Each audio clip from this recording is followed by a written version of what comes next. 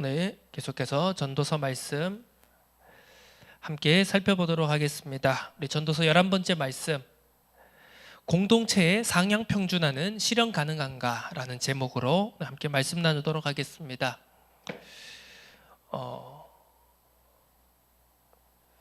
오늘 이 전도서 4장 1절에서 16절 본문의 말씀을 우리 크게 네 가지로 우리가 살펴볼 수 있는데요. 크게 학대 그리고 왜곡된 노동의 결과로 인한 경쟁, 세 번째로는 개인주의적 고립과 연대, 마지막 네 번째로 지도자의 태도에 대해서, 공동체 속에서 지도자의 태도에 대해서 크게 네 가지로 우리가 구분지어 살펴볼 수 있습니다. 오늘 본문 말씀을 살펴보면 이제 1절에서 3절이 학대에 관한 부분이고요, 4절에서 6절까지가 우리 경쟁에 관한 부분, 또 7절에서 12절이 이제 개인주의적 고립과 연대에 관한 부분, 마지막 13절에서 16절이 공동체 속에서 지도자의 태도에 관한 부분으로 우리가 나누어 볼 수 있습니다. 우리가 이 말씀을 살펴보면서, 이 성경 말씀을 살펴보면서 항상 우리가 생각해 볼 것은요, 우리가 많은 경우에 이 성구 중심의 성경 읽기에 우리의 관점이 고정되어 있는 경우가 많습니다. 성구 중심은 무엇입니까? 바로 보통 우리가 성구를 암송한다 그러면 거의 절 단위로 외우는 경우가 일반적이죠. 한 절 혹은 아무리 길어도 두 절 아니면 세 절 정도가 우리가 성구 암송이라고 부르는 이제 틀일 것입니다. 그러다 보면 우리가 이제 전체적인 그 성구 한 절 한 절에 굉장히 이제 깊이 집중할 수 있는 장점도 있지만, 성경을 이제 전체적인 한 덩어리로, 그리고 전체적인 주제와 맥락으로 살펴보는 것에는 한계가 있을 수 있다는 약점도 동시에 존재합니다. 성경이라는 것은 원래 우리가 이 성경에 원래 기록되어진 형태는 우리가 흔히 알듯이 두루마리라고 하는 전체가 하나로 이어져 있는 이 책의 형태였습니다.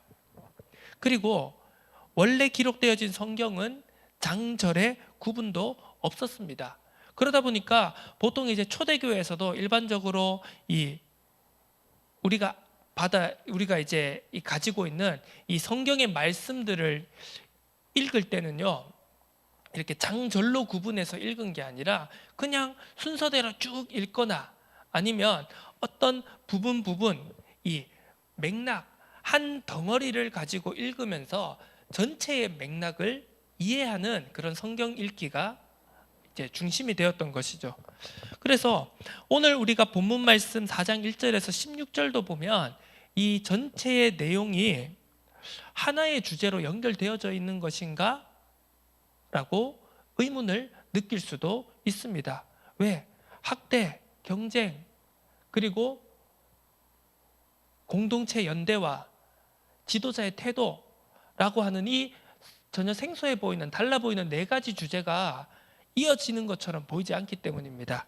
하지만 우리가 많은 신학자와 목회자들이 이 성경 본문들을 연구하고 또 해석하고 깊이 묵상하는 가운데 이 말씀들을 앞뒤 전후 맥락에 맞게, 그리고 전체적인 숲에서 나무를 보는 그 관점에서의 말씀을 보는 수많은 결과물들이 우리에게 이 시대에 주어져 있습니다. 그렇다면 우리는 성구 하나하나에 집중해서 우리가 많은 의미를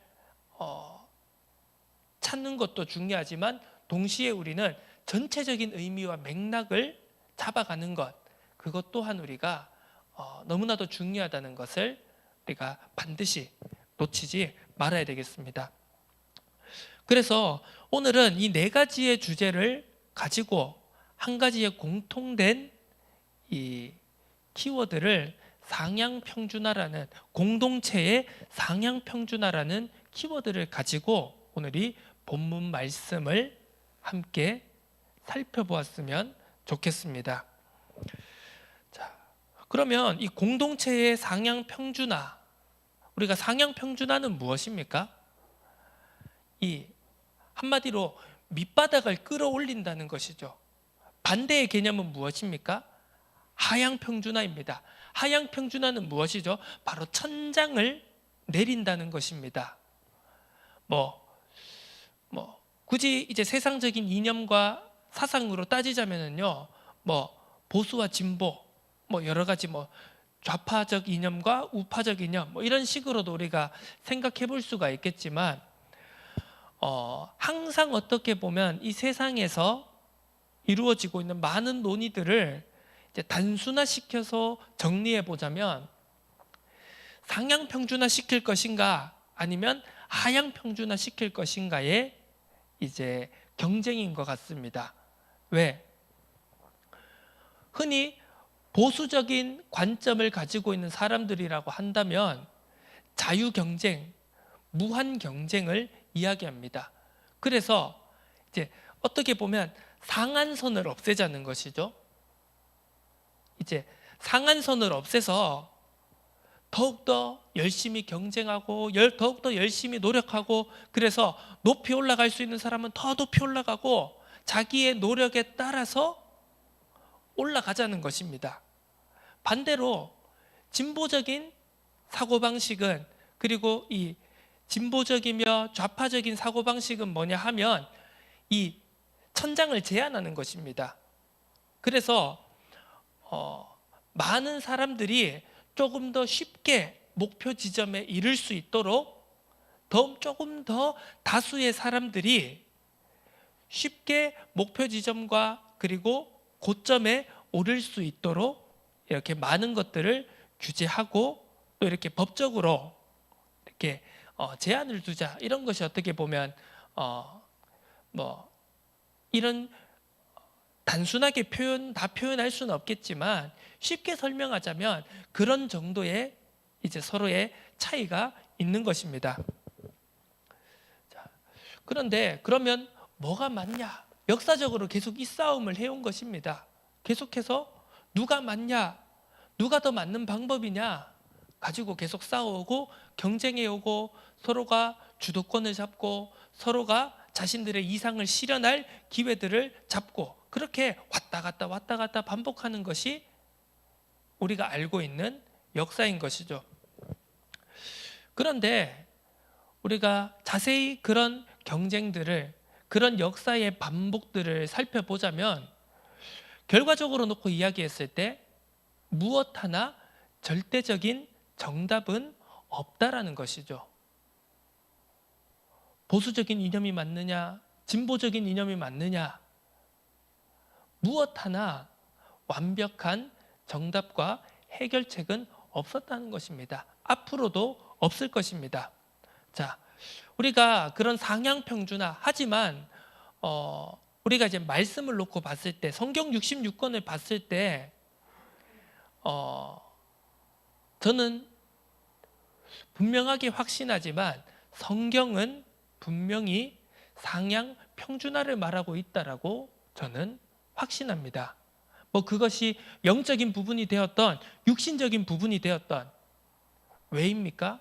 결과적으로 우리는 창세기 1장 27절에서 28절에 말하듯이 하나님의 형상으로 창조되었기 때문입니다. 마치 신과 같은, 하나님과 같은, 하나님이 자신의 모습대로 창조하셨고 하나님이 그 창조되어진 인간에게 세상 만물을 다스리고 정복하고 관리할 수 있는 신분과 권세를 허락하셨기 때문입니다. 그런데 하나님을 떠남으로써, 하나님의 말씀에 불순종함으로써 결국 그 지위와 권세를 잃어버리고 가장 낮은 곳으로 추락해버린 것이죠. 그 현실이, 우리가 상향평준화는 우리가 오르고 올라서 더 높은 곳으로 향상하는 것은 불가능한 것처럼 보이게 만드는 현실이긴 하지만 분명한 사실은 말씀이 성경 66권이 우리에게 분명히 말하는 바는 우리는 그 하나님의 형상으로 지음받은 신분과 권세를 소유하고 있었다라는 것. 그래서 하나님의 형상을 회복한다라는 것은 결국 그 높은 자리에까지 우리가 올라가야 한다라는 목표가 우리에게 주어졌다라는 것을 말하고 있는 것입니다.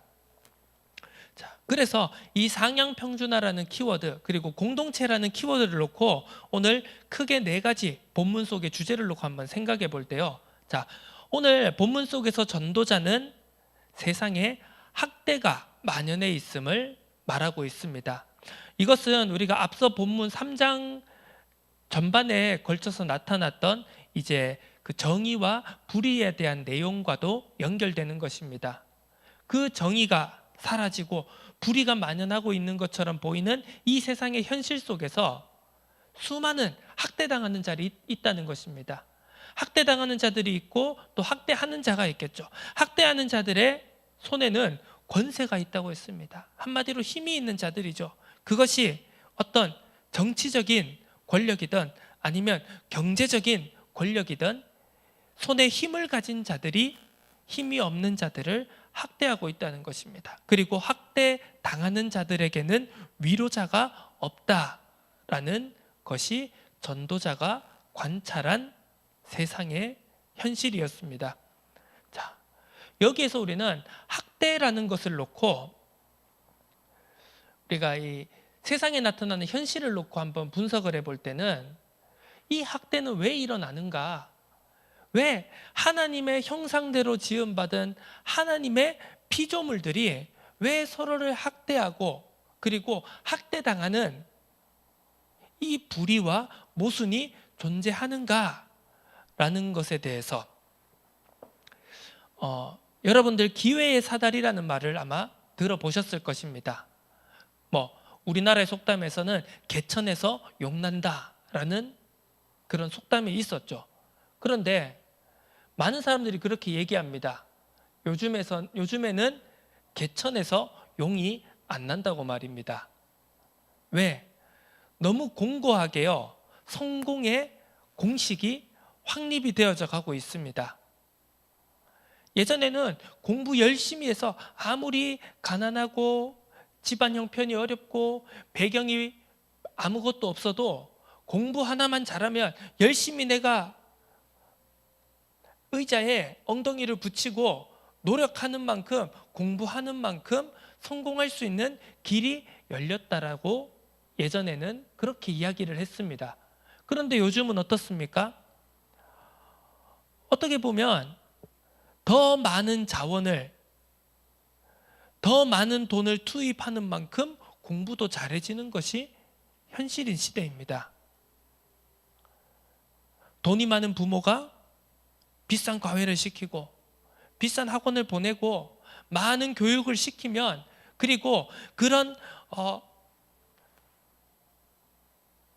돈이 많은 사람들이 커뮤니티를 이루어서 그 속에서 정보를 교류하고 그 정보를 가지고 어떻게 하면 더 공부를 잘하고 더 성적을 잘 받고 더 내신을 잘 받고 더 어떻게 설계를 잘해서 좋은 대학교에 가고 그것을 통해서 성공으로 연결시킬 것이냐, 그런 모든 것들이 이미 공식이 어떻게 보면 체계화되어 있다는 것이죠.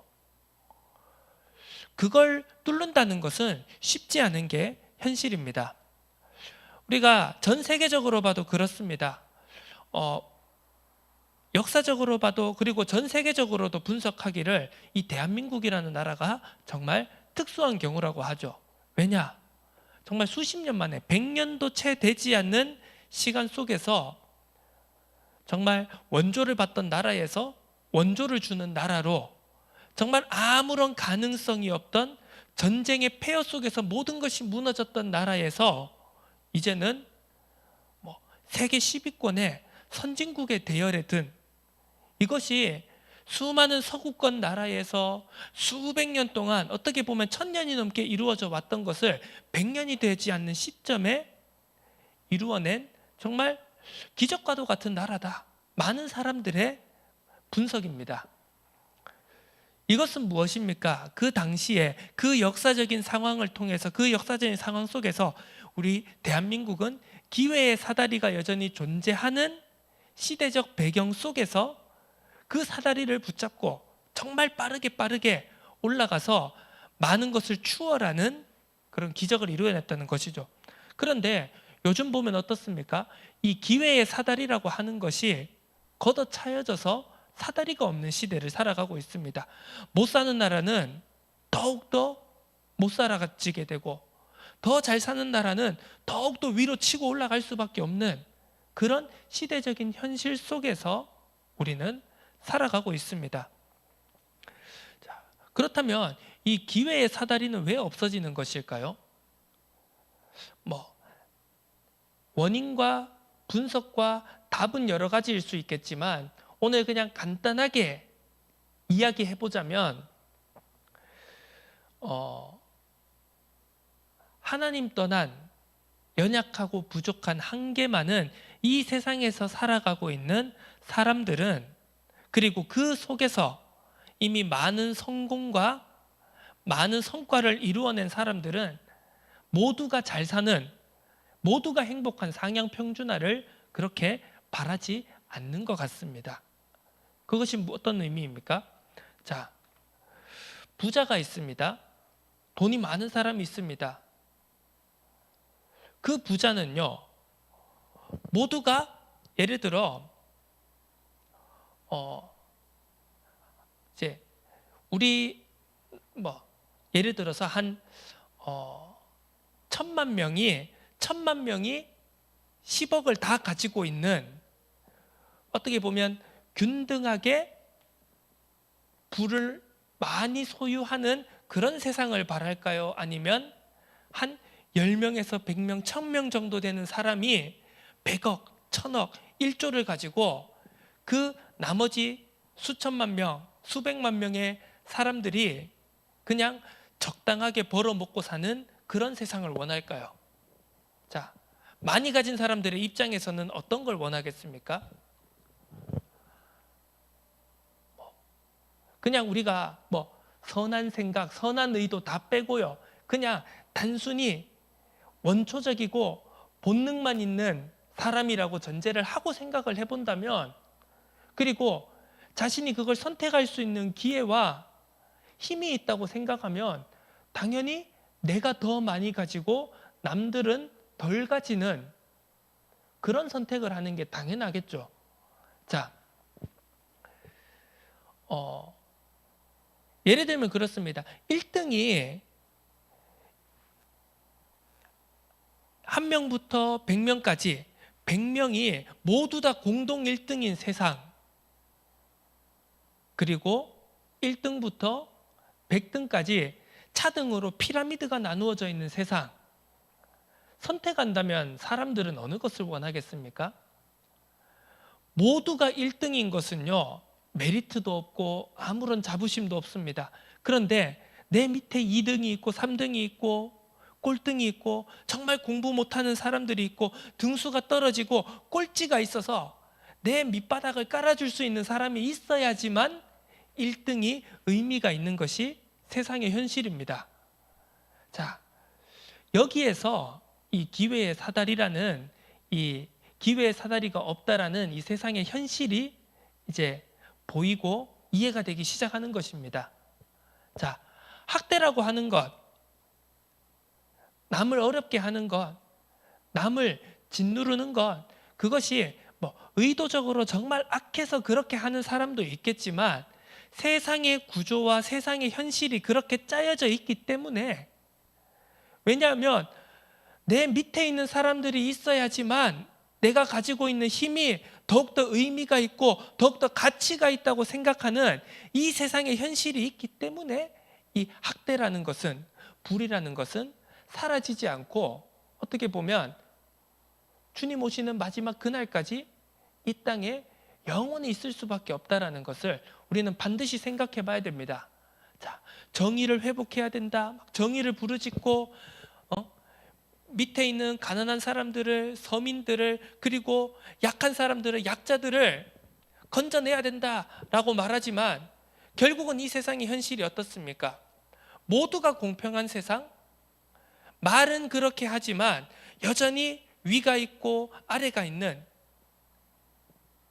내 밑에 깔려있는 사람들이 있어야지만 내가 있는 지금 위치가 확실해지고 가치 있다라고 여겨지는 세상의 논리가 작동하는 그 논리가 계속해서 있는 한 이 학대라고 하는 것은 남을 누르고 또 눌리는 사람들이 있는 현실은 바뀌지 않는다라는 것을, 그래서 하나님 떠난 창세기 3장 이후에 이 세상은 상향평준화라는 것을 절대로 바라지도 않고 허용하지 않는 세상이라는 것을 우리가 생각해 볼 필요가 있습니다. 자, 그리고 두 번째로 경쟁이라는 부분입니다.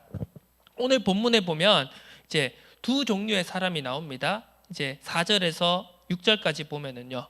자, 내가 또 본즉 사람이 모든 수고와 모든 재주로 말미암아 이웃에게 시기를 받으니 이것도 헛되어 바람을 잡는 것이로다.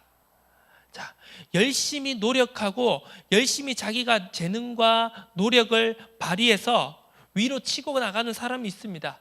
그러면 세상 사람, 많은 사람들은, 주변에 있는 사람들은 그 치고 올라가는 사람을 시기하게 됩니다. 자, 시기를 받는 사람이 있습니다. 그리고 또 두 번째로 우매자는 팔짱을 끼고 있으면서 자기의 몸만 축내는도다. 자, 한마디로 게으른 사람이 있다는 것입니다. 자, 공동체가 함께 상향평준화되고 함께 발전하고 함께 올라가는 것에 큰 걸림돌이 두 가지가 있는데, 그것이 바로 잘 되는 걸 끌어내고 싶은 시기심과 그리고 올라가기를, 향상되기를 거부하는 게으름의 마음, 이 두 가지가 있다라는 것입니다. 왜 우리가 함께 발전할 수 없습니까? 왜 우리가 함께 높은 곳으로 향상되어 나아갈 수가 없습니까? 하나님 또한 창세기 3장의 세상은 항상 그렇습니다. 남 잘 되는 꼴을 못 봅니다. 특히 우리나라에는 사촌이 땅을 사면 배가 아프다라는 아주 우리 민족의 그런 속성을 잘 보여주는 속담이 있지 않습니까? 하물며 피가 섞인 사촌이 땅을 사도 배가 아프대요. 피 한 방울 섞이지 않는 남이 잘 되는 것, 물론 그것이 정당한 재능과 노력의 결과라고 하더라도 사람들은 남이 나보다, 내 옆에 있는 사람이 쟤 나랑 뭐 별반 차이도 없는 것 같고 나랑 같은 초등학교 나왔고 같은 동네에 살았는데 지가 뭔데? 지가 그렇게 잘났어? 라고 생각하면서 어떻게든 시기하고 끌어내리려고 하고 모함하고, 이것이 세상의 본 모습이라는 것이죠. 그렇기 때문에 그런 사람들이 있는 한, 그런 마음과 그런 분위기가 있는 한, 이 상향평준화라는 것은 쉽지 않다는 것이죠. 야, 저 사람을 보고, 야, 저 사람이 저렇게 열심히 수고하고 노력하는구나, 나도 저렇게 수고하고 노력해서 더 좋은 목표, 더 높은 곳으로 나아가야 되겠다. 사람들은 보통 이렇게 생각하는 게 아니라, 많은 사람들은 야, 지가 뭔데? 지가 그렇게 잘났어? 하면서 끌어내리고자 하는 것을 먼저 선택하는 것이 하나님 떠난 세상의, 그리고 사람들의 본성이라는 것입니다. 그리고 두 번째로 게으름입니다. 많은 기회와 많은 것들이 자신에게 주어져 있는데도 불구하고 팔짱을 끼면서 가만히 쳐다보면서 몸만 축내는 게으름의 습성이 하나님 떠난 창세기 3장의 세상의 현실이라는 것입니다. 결국 이 두 가지 것, 이 두 가지의 모습이 우리가 어떻게 보면 지금 전도서는 계속해서 어떻게 보면 노동의 유익, 노동의 선함에 대해서, 땀을 흘리는 것, 수고하고 애쓰는 것의 선함에 대해서 이야기하고 있지만, 현실적으로 그 노동이, 땀의 수고가, 일하는 것의 선함이 제대로 작동하지 않는, 제대로 결과로 나타나지 않는 하나님 떠난 세상의 현실을 직시하고 바라보고 있다는 것을 우리가 살펴볼 수 있습니다. 자, 세 번째로는 개인주의적 고립과 공동체적 연대입니다. 7절에서 12절까지죠. 여기에서 이 본문 속에서는 우리가 너무나도 잘 아는 이제 세 겹줄은 쉽게 끊어지지 않는다라는 그 성구를 우리가 잘 알고 있습니다. 그래서 뭐 세 겹줄 기도회라는 것도 있고요. 이 성구의 내용을 가지고 공동체적인 연대와 우리가 중보 기도와 그리고 우리가 함께 기도하는 것, 함께 연합하는 것에 대한 중요성을 이 성구와 이 본문 내용이 담고 있는 것을 살펴볼 수 있습니다. 자, 그런데 그 전에 이 7절부터 우리가 쭉 살펴보면은요, 내가 또다시 해 아래에서 헛된 것을 보았도다. 어떤 사람은 아들이었고 형제도 없이 홀로 있으나 그의 모든 수고에는 끝이 없도다. 또 비록 그의 눈은 부요를 족하게 여기지 아니하면서 이르기를 내가 누구를 위하여는 이같이 수고하고 나를 위하여는 행복을 누리지 못하게 하는가 해도 이것도 헛되어 불행한 노고로다. 자, 한 사람을 말하고 있는데 전도서는 이제 한마디로 개인주의적인 사람에 대해서 이야기를 하고 있는 것입니다. 자, 나 혼자 예를 들어 무엇입니까? 형제도 없고 아들도 없고 가족도 없는 사람이 열심히 수고하고 노력하는 것에 대해서 오늘 전도자는 말하고 있습니다. 자, 여기에서 우리는 무엇을 보아야 되겠습니까? 자, 나 혼자 잘 먹고 잘 사는 게 공동체의 성장으로 이루어질 수 있는가라는 것입니다. 지금 세상은 이렇게 각자 개인주의적으로 나아가고 있습니다. 요즘 세대들은 회사를 가도 어떤 공동체 속에서 일을 하고 서로 함께 무엇인가 프로젝트를 진행하여도요, 공동체적인 성장과 성과 이전에 자신에게 어떤 유익이 올 것인가, 자신에게 어떤 베네핏이 올 것인가, 자신에게 어떤 자기의 커리어에 적을 수 있는 발판이 마련되어져 있는 것인가, 이것에 더 먼저 포커스를 맞추고 그것에 더 지향점을 가지고 있다는 것을 우리는 알 수 있습니다. 자, 이런 개인주의적인 스스로 고립시키는 것입니다. 누가 어느 하나가 타의적으로 고립시키는 게 아닙니다. 야, 너 개인주의적으로 살아. 우리는 너 싫어. 너 혼자 잘 먹고 잘 살아라고 떠민 것이 아닙니다. 단지 세상의 지금 분위기와 흐름이 각자가 스스로를 고립시키고 각자가 나 자신을 더 중요하게 여기고 각자가 개인주의적으로 나 혼자 잘 먹고 잘 사는 것을 최고의 목적과 가치로 여기는 시대로 점점 변화되어져 가고 있는 것입니다. 그런데 과연 이런 개인주의적인 가치관과 스스로를 고립시키는 것이 공동체의 성장으로 이루어질 수 있는가? 이것을 우리는 생각해 봐야 된다는 것이죠. 그러면서 또 우리가 잘 아는 이 세 겹줄은 쉽게 끊어지지 않는다는 공동체적 연대에 대해서 우리는 말하고 있는데요. 자, 오늘 이 상향 평준화라는 키워드를 놓고 우리가 이 연대라는 것도 한번 깊이 생각해 봐야 됩니다. 자, 많은 사람들이 이 연대, 함께 하는 것, 연합이라는 것을 이야기를 합니다. 그런데 많은 부분에서요, 자, 예를 들어 공동체 속에서 도와주는 사람이 있으면 어떤 사람이 또 있습니까? 도움을 받는 사람이 있습니다. 도움을 주는 사람은 그래도 조금 더 능력이 있는 사람이겠죠. 남을 도와줄 여유가 있는 사람이겠죠. 도움을 받는 사람은 남을 도와줄 여유가 없는 사람입니다. 자기 한 몸 건사하기에도 빠듯한 사람입니다. 그렇다면 그 사이에서 아무리 연합하고 연대하고 서로 공동체 안에서 돕는다고 하지만 벌써부터 그 안에서는 우열이 생기는 것입니다. 무엇입니까? 도움을 주는 사람이 위에 있고 도움을 받는 사람이 아래에 있는 것입니다. 그렇다면 그 공동체의 연합이, 그 연대가 과연 순수하고 끝까지 결말까지 잘 이루어질 수 있는 것이냐? 앞서 우리가 살펴보았던 시기와 게으름에 대한 부분과도 계속해서 연결되어지는 것입니다. 도움을 계속해서 주는 사람은요, 자신도 모르는 사이에 교만에 빠질 수가 있는 것입니다. 우월감에 빠질 수 있는 것입니다. 그리고 도움을 받는 사람은 자신도 모르는 사이에 점점 자기가 도움받는 것이 당연하게 여겨지는 그런 매너리즘에 빠지게 됩니다. 그리고 그런 말이 있죠. 호의가 계속되면 권리인 줄 안다. 자, 그런 우리가 이상과는 다른 현실의 이런 모순과 여러 가지 우리 인간의 연약함들이 어떻게 보면 우리가 위로 올라가는데 함께 발전해 나가고 함께 향상되어져 가고 함께 영적으로든 육신적으로든 상향 평준화되어 가는데 걸림돌이 되어진다는 것입니다. 자, 마지막으로 지도자의 태도에 관한 것입니다. 오늘 13절부터 16절까지죠. 자, 가난하여도 지혜로운 젊은이가 늙고 둔하여 경고를 더 받을 줄 모르는 왕보다 낫다. 이 교훈을, 조언을 듣지 않는 지도자에 대해서 중점적으로 이야기를 하고 있습니다. 자, 물론 지도자, 자, 왕이 되었다.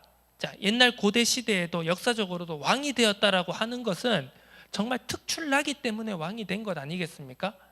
수백 명, 수천 명, 수만 명, 수십, 수백, 수천만 명 중에서 한 사람인 지존이 된다라는 것은 그만큼의 능력과 뭔가 카리스마가 있기 때문에 그 왕의 자리에까지 단 한 자리밖에 없는 그 자리에까지 올라갈 수 있는 것 아니겠습니까? 그런데 아무리 인간이기 때문에 아무리 그 한 자리만 있는 그 자리에 올라간 능력 있고 대단한 사람이라고 해도 인간이기 때문에 한계가 있고 연약한 존재이기 때문에 당연히 주변과 함께 연합하고 조언을 들어야지만 모든 것을 그리고 복잡한 세상의 모든 상황들을 잘 풀어갈 수 있다는 것이죠. 그런데 조언을 듣지 않는 지도자가 있다, 왕이 있다. 결국 그건 무엇입니까? 바로 교만에 대한 것입니다. 내가 제일 낫다는 것입니다. 이 자리에 내가 올라와 있다는 것은 아무도 나보다 뛰어난 사람이 없다라고 생각하는 그 교만이 주변의 조언을 듣지 않게 만드는, 귀를 막아버리는 교만으로 나타나게 되는 것입니다. 여기에 대해서 우리가 한번 잘 생각해 볼 수 있는 구절은 마태복음 23장 1절에서 4절의 말씀이 있겠습니다. 예수님께서 서기관들을 비판하는 그 장면 속에서 예수님께서 서기관들이 이렇게 말씀하고 있습니다. 너희들이 모세의 자리에 앉아 있다. 그리고 너희들은 다른 사람들로 하여금 무거운 짐을 들게 하고는 너희는 그 짐을 한 손가락으로도 들기 싫어하는 존재다. 이렇게 강력하게 비판하고 있는 것을 우리가 살펴볼 수 있습니다. 이것은 무슨 말입니까?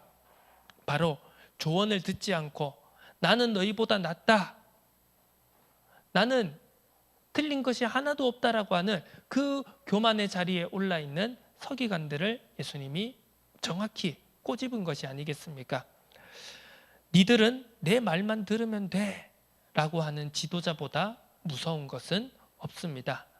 그러면서 본문 말씀 13절에서 16절 계속 이렇게 말씀하고 있죠. 결국은 그 다음 자리에 있다가 왕을 대신하여 일어나는 젊은이가 있을 것이다. 그리고 또 이렇게 말합니다. 그 젊은이가 다시 백성들을 지도하는 자리에 올랐다고 할지라도 또 세월이 지나면 그 후에 오는 백성들은 그를 기뻐하지 않을 것이다. 이것이 무엇입니까? 세상에 영원한 것은 없다는 것입니다. 아무리 대단한 지도자가 나타났습니다. 역사적으로 훌륭한 영웅과 훌륭한 리더들이 이 땅에 나타났습니다. 그런데 결국 그들도 어느 순간에는 하락세를 경험하게 됩니다. 그리고 또다시 새로운 지도자가, 새로운 영웅이 나타나게 됩니다. 세상에 영원한 것은 없다는 것입니다. 그렇기 때문에 더욱더 주변의 조언을 듣고 또 함께 고민하고 우리가 함께 의견을 나누고, 그래서 우리가 어떻게 하면 조금 더 나은 결론, 나은 선택을 할 것인가에 대해서 함께 공동체적인 연대를 해야 된다는 것을 오늘 본문은 우리에게 말씀하고 있습니다. 자, 말씀을 정리하도록 하겠습니다. 어떻게 보면 좀 설교 제목으로서 좀 어울리지 않는 것 같습니다. 저도 이 주보에 이렇게 설교 제목을 이렇게 적어야 되는가 고민을 하기도 했지만요. 자, 공동체의 상향 평준화는 실현 가능한가? 이게 무슨 설교 제목입니까? 그런데 제가 오늘 제목을 이렇게 정하고 이렇게 나눈 것은, 오늘 이 제목은 우리가 답을 구하고자 하는 제목이 아니라 같이 고민해 보자고 하는 제목인 것입니다. 쉽게 답을 구할 수가 없습니다. 자, 공동체의 상향 평준화는 실현 가능합니까? 아닌 것처럼 보입니다. 현실적으로 안 되지 않습니까? 1등이 있으면 100등이 있고, 부자가 있으면 가난한 사람이 있고, 힘이 있는 사람이 있으면 힘이 없는 사람이 있습니다. 이렇게 나누어져 있는 것이 세상의 현실입니다.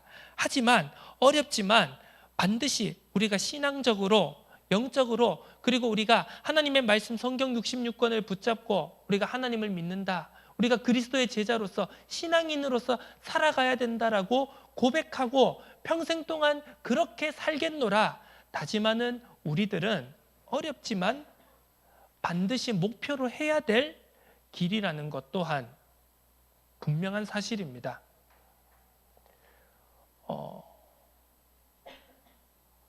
하나님께서는 이스라엘 백성들에게 그랬습니다.